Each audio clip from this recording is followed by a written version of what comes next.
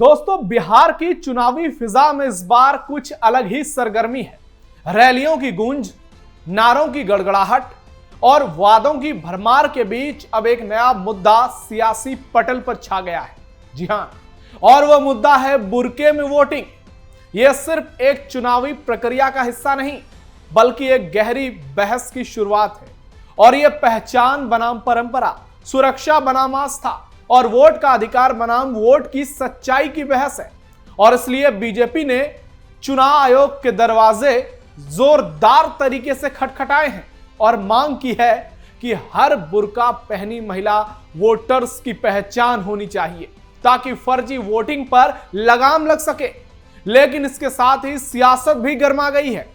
विपक्ष इसे सांप्रदायिक रंग देने की कोशिश में लग गया है, तो बीजेपी इसे पारदर्शिता और लोकतंत्र की रक्षा का प्रयास बता रही है। लेकिन असल सवाल तो यही है, क्या अब चेहरा दिखाए बगैर, पहचान छिपाए बगैर लोकतंत्र की सबसे पवित्र प्रक्रिया को पूरा करना मुमकिन है? वो भी तब जब देश के बड़े बड़े विपक्षी नेता वोट चोरी का रोना रो रहे हों। नमस्कार, कैपिटल टीवी में आपका स्वागत है। मैं हूं नवेंदु शेखर झा। आज आपको बताएंगे, क्या बिहार में चुनाव से पहले क्या बुर्के में वोटिंग बैन हो जाएगी, और क्या इस बार मतदान केंद्रों पर उंगली पर सिर्फ स्याही नहीं लगेगी, बल्कि पहचान की परख भी होगी। वीडियो शानदार होगी, लास्ट तक देखिएगा। बिहार में बुर्के पर बवाल, चुनाव से पहले नई बहस शुरू। चुनाव में बैन होगा बुर्का, वोट जिहाद पर लगेगी रोक। बिहार में आगामी विधानसभा चुनाव की तैयारियों के बीच बीजेपी ने इलेक्शन कमीशन के सामने कई महत्वपूर्ण मांगे रखी हैं। बिहार बीजेपी अध्यक्ष दिलीप जायसवाल की अगुवाई में एक प्रतिनिधि मंडल ने मुख्य चुनाव आयुक्त ज्ञानेश कुमार की अध्यक्षता वाली टीम से मुलाकात की और चुनावी प्रक्रिया को निष्पक्ष और सुचारू बनाने के लिए कई सुझाव दिए। बैठक के बाद दिलीप जायसवाल ने कहा कि उनकी पार्टी ने चुनाव आयोग से रिक्वेस्ट की है कि पूरे प्रदेश में विधानसभा चुनाव एक या फिर अधिकतम 2 चरणों में संपन्न कराए जाएं। उन्होंने कहा कि चुनाव प्रक्रिया को अनावश्यक तौर पर लंबा खींचने की जरूरत नहीं है। गौरतलब है कि आरजेडी और जेडीयू जैसे अन्य प्रमुख दलों ने भी कम चरणों में चुनाव कराने की मांग की है। बीजेपी की सबसे मुख्य मांगों में से एक ये थी कि वोटिंग केंद्रों पर बुर्का पहनकर आने वाली महिला वोटरों की पहचान सुनिश्चित की जाए। जायसवाल ने बताया कि यह सुनिश्चित किया जाना चाहिए कि बुर्का पहनी महिलाओं के चेहरों का मिलान उनके वोटर आईडी कार्ड और एपिक नंबर से हो, ताकि केवल वास्तविक वोटर ही अपने वोटिंग का प्रयोग कर सके। पार्टी का उद्देश्य फर्जी वोटिंग को रोकना है, यह बीजेपी का कहना है। बीजेपी की मांग पर आरजेडी के उड़े होश। वहीं बीजेपी की इस मांग पर विपक्षी आरजेडी बिलबिला गई है और पार्टी ने जोरदार हमला किया है। आरजेडी प्रवक्ता मृत्युंजय तिवारी ने इसे सियासी साजिश करार देते हुए कहा कि बीजेपी अपनी सांप्रदायिक राजनीति को चुनावी रंग देना चाहती है। हाल ही में एसआईआर के तहत वोटर लिस्ट को अपडेट किया गया, जिसमें नई फोटो वाली इपिक जारी हो रही है। पहचान की कोई समस्या नहीं है, लेकिन बीजेपी अल्पसंख्यक महिलाओं को निशाना बनाकर वोट बैंक तोड़ने की कोशिश कर रही है। आपको बता दें कि यह मुद्दा लोकसभा चुनाव के दौरान भी उठा था, जब दिल्ली बीजेपी ने बुर्का पहनकर वोटिंग करने वाली महिलाओं की सत्यापन की मांग की थी। सुप्रीम कोर्ट ने 2010 में भी स्पष्ट किया था कि धार्मिक भावनाओं के नाम पर बुर्का पहनकर वोटिंग संभव नहीं है और वोटर आईडी कार्ड के लिए फोटो भी अनिवार्य है। बिहार में वोट जिहाद पर लगेगी रोक। दोस्तों, देश भर में वोट जिहाद एक विवादित विषय बन चुका है, जिसमें आरोप है कि कुछ समूह चुनावी फायदे के लिए धार्मिक भावनाओं का इस्तेमाल कर फर्जी वोटिंग कराते हैं। बिहार जैसे संवेदनशील प्रदेश में इस मुद्दे ने नया सियासी बहस छेड़ दिया है। बीजेपी से लोकतंत्र की पवित्रता और पारदर्शिता बनाए रखने के लिए जरूरी मानती है कि वोट जिहाद रुके, जबकि विपक्ष इसे वोट बैंक की रणनीति, राजनीति और सांप्रदायिक साजिश कहता है। इस मामले में फर्जी वोटिंग रोकने और असली वोटरों की पहचान सुनिश्चित करने की बात हो रही है, जिससे चुनाव निष्पक्ष और पारदर्शी बने। कई नेता हैं जो धर्म की आड़ में वोट जिहाद का खेल खेलते हैं। कई जिहादियों को इसमें शामिल किया जाता है। बीजेपी नेता माधवी लता हों, महाराष्ट्र सीएम देवेंद्र फडणवीस हों, यूपी सीएम योगी आदित्यनाथ हों या फिर किरीट सोमैया हो, सभी ने वोट जिहाद को लेकर बड़ी बातें की है। और बिहार के बाद पश्चिम बंगाल और असम में चुनाव होंगे, तो ऐसे में यह मुद्दा थमने वाला नहीं है। कुछ लोग तो ये तक दावा करते हैं कि एक ग्रुप है जो बिहार में भी वोटिंग करता है, बंगाल में भी वोटिंग करता है, असम में भी वोटिंग करता है, और यही है वोट जिहाद। तो कुछ लोगों का मानना है कि हिंदू चाहे वोट करें या ना करें, मुसलमानों की एक वोट भी छूटनी नहीं चाहिए। यहां तक कि जो नहीं भी हैं, जो मर भी गए हैं, जिनकी फर्जी वोटिंग है, वो भी कोशिश करेंगे कि किसी तरह से एक वोट बढ़ जाए, और यही वोट जिहाद है।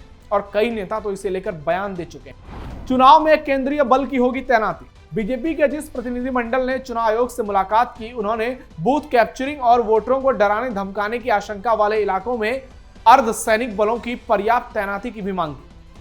बीजेपी अध्यक्ष दिलीप जायसवाल ने सुझाव दिया कि अति पिछड़े वर्गों जैसे कमजोर समुदायों की अधिक आबादी वाले गांवों में चुनाव से कुछ दिन पहले ही अर्धसैनिक बलों की तैनाती की जानी चाहिए।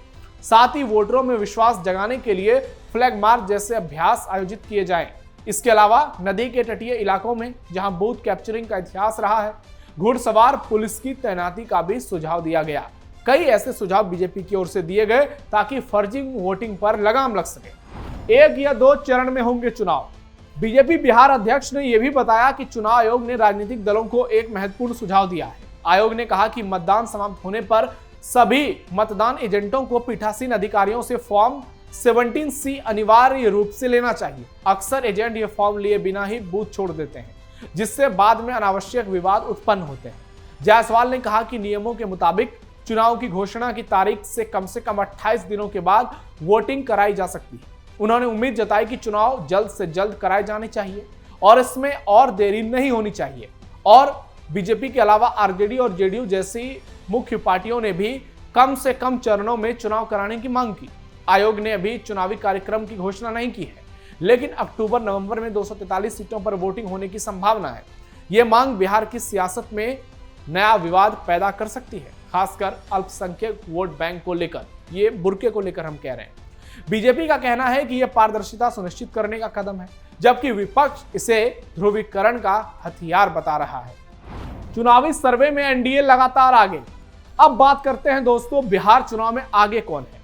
तो चुनाव को लेकर हाल ही में जो 4 ओपिनियन पोल सामने आए हैं, उनमें ज्यादातर में से एनडीए मजबूत स्थिति में नजर आ रहा है। इन सर्वेक्षणों के मुताबिक एनडीए को 40 से 52% वोट शेयर और करीब 158 सीटें, अधिकतम 130 से 158 सीटें मिलने की संभावना है, जो 2020 के प्रदर्शन से काफी बेहतर है। इन सर्वे से पता चलता है कि एनडीए की स्थिति बिहार में मजबूत है, लेकिन महागठबंधन कहीं कहीं चुनौती पेश कर रहा है। चुनाव के नतीजे नवंबर 2025 में आएंगे, जिसके बाद ही स्पष्ट होगा कि बिहार की जनता किसे चुनती है। लेकिन हाल के दिनों में चुनावी सर्वे के मुताबिक एनडीए 2010 वाली ऐतिहासिक जीत दोहरा सकती है, जब उसने 39% वोट शेयर के साथ 243 में से 206 सीटों पर जीत दर्ज की थी। Matrix, JVC opinion poll, speak media network और वोट वाइब के किए गए सर्वे में एनडीए को 40 से 52% के बीच वोट मिल रहे हैं और 130 से 158 के बीच सीटें मिलने की संभावना जताई जा रही है। ये 2020 विधानसभा के पिछले प्रदर्शन से काफी बेहतर है और एनडीए बेहद मजबूत स्थिति में नजर आ रहा है। वहीं सर्वे में नीतीश कुमार की अगुवाई में एनडीए बिहार में मजबूत पकड़ रखते हुए नजर आ रहा है। ये चारों ओपिनियन पोल एक समान कहानी बयां कर रहे हैं। इसमें जेडीयू, बीजेपी, लोजपा रामविलास, उसके अलावा जीतन राम मांझी की हम और कुशवाहा की पार्टी, ये एनडीए को मजबूती प्रदान करते हुए नजर आ रही है। इस सर्वे में नीतीश कुमार के शासन के प्रति जनता की राय भी सामने आई है। 76% लोगों ने उनके कामकाज से संतुष्टि जताई है, जिसमें 40% बहुत संतुष्ट और 36% संतुष्ट है। जब पूछा गया कि कौन सी पार्टी बिहार में अच्छा शासन दे सकती है, तो 35% ने बीजेपी और 18% ने जेडीयू को चुना और एनडीए को कुल मिलाकर 43% समर्थन मिलता हुआ नजर आया।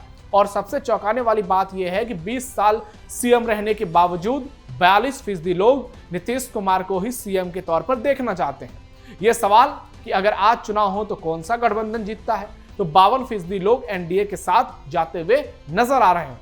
यानी आप मानकर चलिए कि एनडीए इस चुनाव में बेहद आगे है और उसको 40% से ज्यादा वोट मिलने की संभावना है, जो कि 52% पर जा सकती है। जाहिर है कि यह आंकड़ा महत्वपूर्ण है, क्योंकि 2010 में एनडीए ने केवल 39% वोट शेयर के साथ 206 सीटें जीती थी। अब आपको क्या लगता है, बुर्के का मुद्दा आपके हिसाब से कितना जायज है और इस बार के चुनाव में कौन सा गठबंधन बाजी मारेगा? कमेंट बॉक्स में अपनी राय जरूर दीजिए। फिलहाल के लिए धन्यवाद। आप देखते रहिए कैप्टन टीवी।